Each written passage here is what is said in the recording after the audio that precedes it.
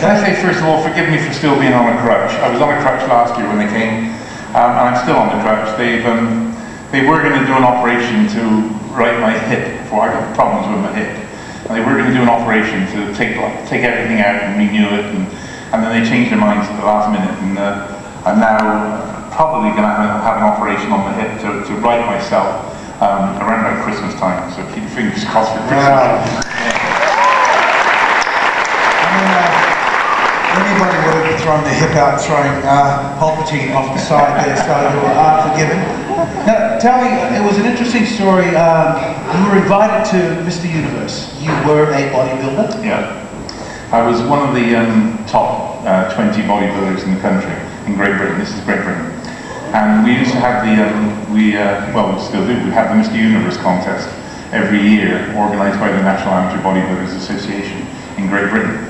And in 1960, I was invited to be one of the contestants in the Mr. Universe contest. And at the time I was 6'7", and was just over 2 meters tall. And I weighed about 250 pounds. And I was in quite good nick. And anyway, the competition finished, and then the chief of the judges came up to me and he said, Dave, I got some bad news for you. I said, what's that? He said, you will never ever win the Mr. Universe contest. I said, well, why not? I said, I'm the biggest competitor you've ever had. I'm 6'7", and I can get a lot bigger than I am, And he said, no, it's got nothing to do with your physique. I said, well, what's the problem? He said, you've got ugly feet. I said, well, I can't do anything about my feet. I can't train my feet, He said, I'm sorry. He said, if it comes to a decision between two physiques of equal standard, he said, the judges will start nitpicking once they look at your feet. They said, that's the end of it. It's probably the talent. If that is an actor's curse, that you can turn up anywhere, you're not tall enough, you're not short enough, you're not big enough, you're not skinny enough. And unfortunately, it has happened even to the Sith Lord. But you actually, it was a good thing in looking back, because I realised I wasn't going to get any further in the bodybuilding world. I turned over to competitive weightlifting, which becomes slightly different because you're more interested in strength than you are in physique.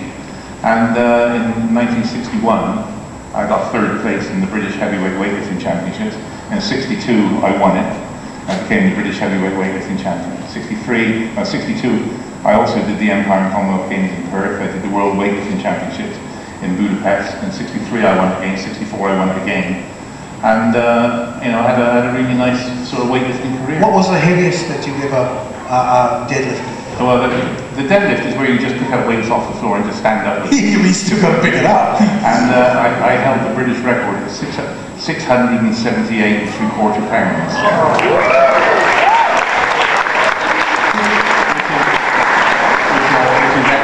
Which is basically 600 weight.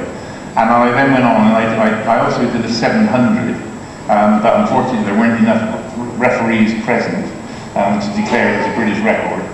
And then I went from there, I went out to Scotland, and I became the first person ever to lift the two Dinnie stones. Up in Scotland they have these two stones, which a famous strongman of old is supposed to have picked up these stones and carried them across a bridge. And when they actually weighed the stones weighed 780 pounds. And I went up to, they had all sorts of strongmen who'd gone to Scotland and tried to lift these two stones together. And I actually went up and became the first person ever to do it. 780 pounds.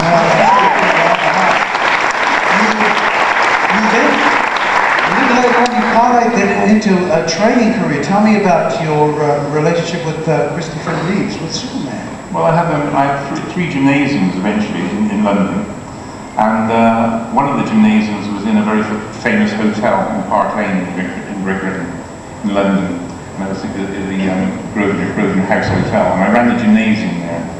And then one day, a very famous film producer, did anybody ever see a film called 10 Rillington Place?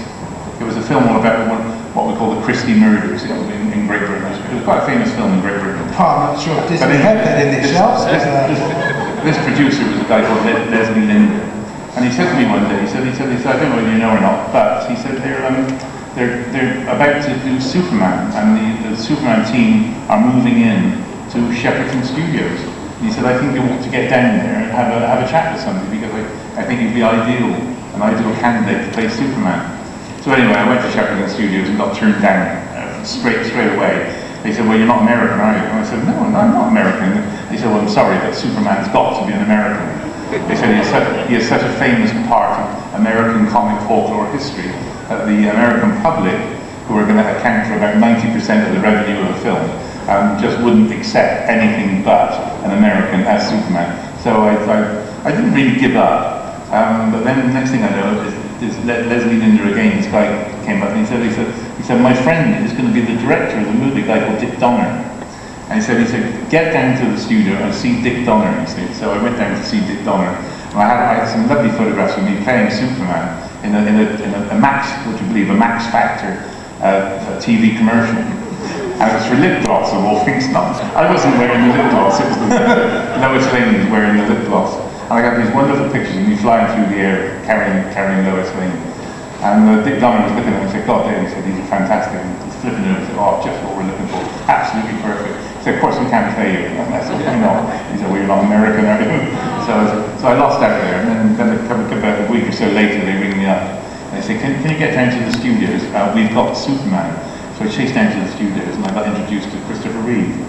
And I said, excuse me, but he's 6'5", and he weighs about 170 pounds. And I said, he's positively skinny. You know? And I said, how can you cast somebody like this as Superman? He said, well, he's facially dead right, and he's a great actor. He said, we want you to build him up.